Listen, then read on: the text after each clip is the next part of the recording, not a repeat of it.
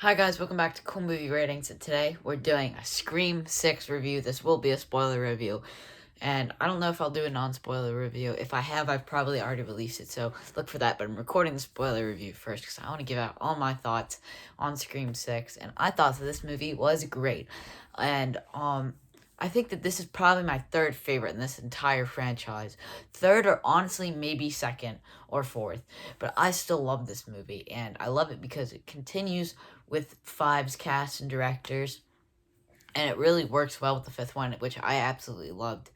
And the fifth one was my second. I don't know if I like the fifth one or sixth one more at this point. But I guess I'm gonna dive right in with the spoilers. And if you don't want to be spoiled for this movie, definitely click off. But the film starts with I forget the actress's name, but she was in the movie with the directors who directed this movie, Ready or Not. Um, I can't think of her name right now, but she's great, and everything I've seen her in. Ready or Not was amazing, and she was amazing in that. And everyone thought that she was the opening kill, and she was, but it was a different kill, like a different style of opening where she gets killed almost immediately, like 2 minutes into the movie. You're like, well, that was weak. And then the guy takes off his mask, and it's the guy from Spider-Man. The new three new Spider-Man movies, like the annoying guy, kinda. And then he becomes the opening kill because him and his friend or his boyfriend, him and his boyfriend are like trying to like continue what Richie and Amber were doing, and then he gets killed, and that's the opening kill. It's really weird. And there's a big Friday 13th Part 2 reference where he opens the fridge and there's a head in there.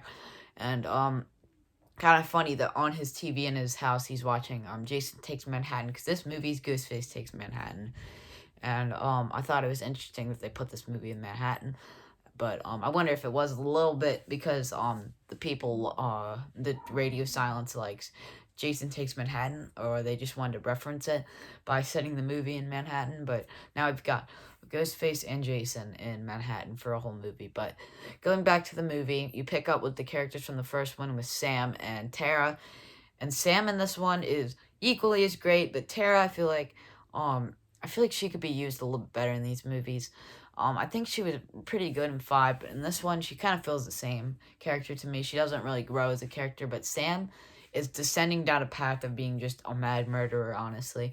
And I think if there's gonna be a seventh Scream, there probably will be. I think that she's gonna possibly become like a psychopath because she's got that like part in her, especially when she goes to therapy, and you can kind of tell that she's like has something wrong with her. And this movie continues, and we get more visions of her dead dad later, and Skeet Ulrich returns to the small part again, and that wasn't as shocking as it was for Scream 5, because I was like, oh my god. But that doesn't happen in this one. Like the surprise factor really isn't there for this one. And yeah, but I guess I'll skip around a little bit just based on what I think. I think that the core characters are great in this one because really the some of the side characters from the last one become main characters, like Mindy and Chad, and them two are great, and they survive this movie, which is so unrealistic if you've seen the movie, because Chad basically he gets double teamed by two ghost faces. He's bleeding out from everywhere, it looks like, and he survives. So that's such a Dewey moment. And I think that's a little unrealistic, and that's probably the main reason why I think this movie has an issue, because it's so unrealistic.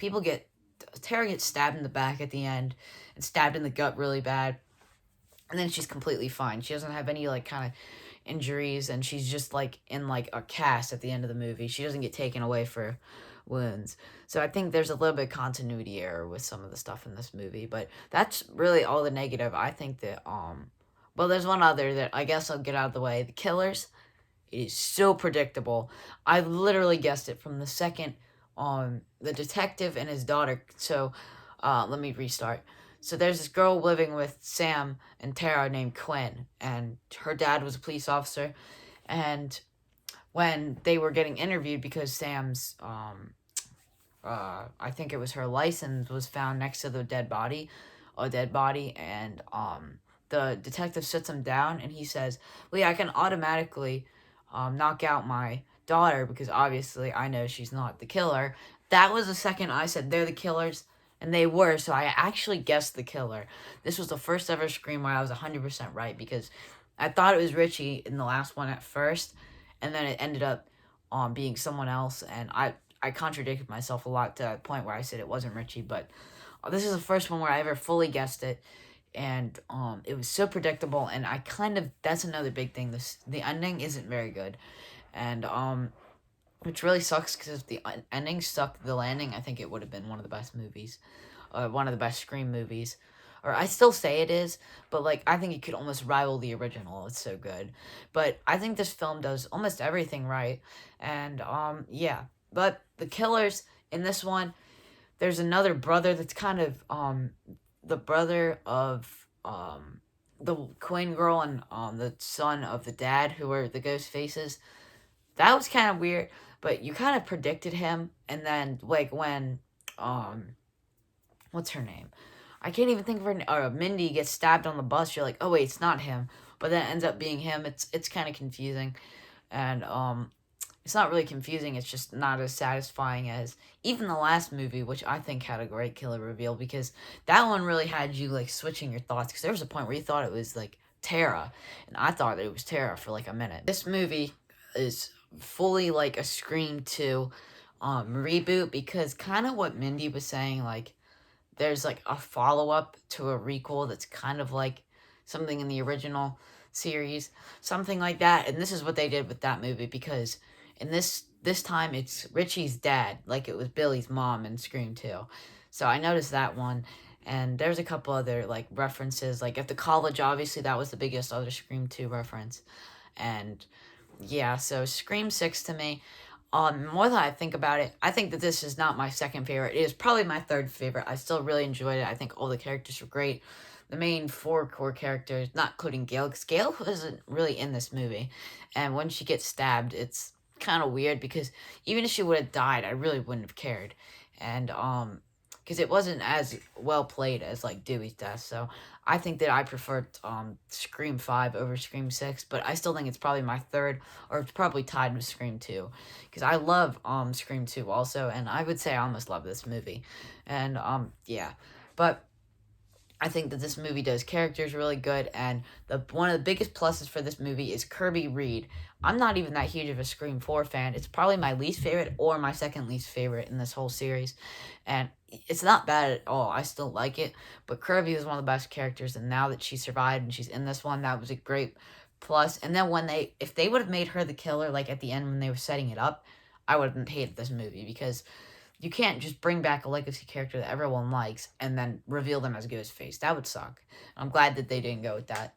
And, yeah, but, tying everything back to Richie was kind of weird, because the, son, he was the son of the detective, and the boy and girl, Ghostface, were his brother and sister. And that was so weird that they linked it to Richie.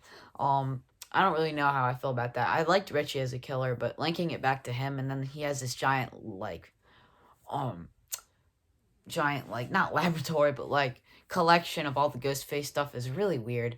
And why was it in New York? Like, that his dad had to build all that there. I don't know, but I think that this film would have been the best one, honestly.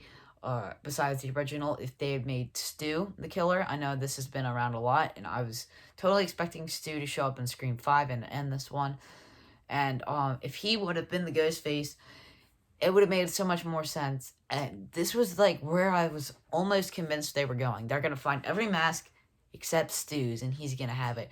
And I would have loved that, because I would have almost lost my mind if they did that, because Stu to me is one of the best characters of this whole series, mainly because I got to see a Q&A with Matthew Lillard, and I would do almost anything to see him return in a Scream movie. And it's been contradicted. It's literally contradicted in this movie if he died. And I don't think he did. I think that they might be saving it, but if he had all of this stuff, that would make more sense than just a random, really super fan of a series. But I would overall say I really liked Scream 6. There's not many things I disliked. I really liked the setting. I really liked the characters. I thought the music was interesting. Nothing noteworthy there, but yeah. Thank you guys so much for watching this cool movie ratings video, but let me really quickly before I go, I'm gonna give Scream 6 an out of 10 rating. I'd give it like a 9.5 out of 10 or 9 out of 10.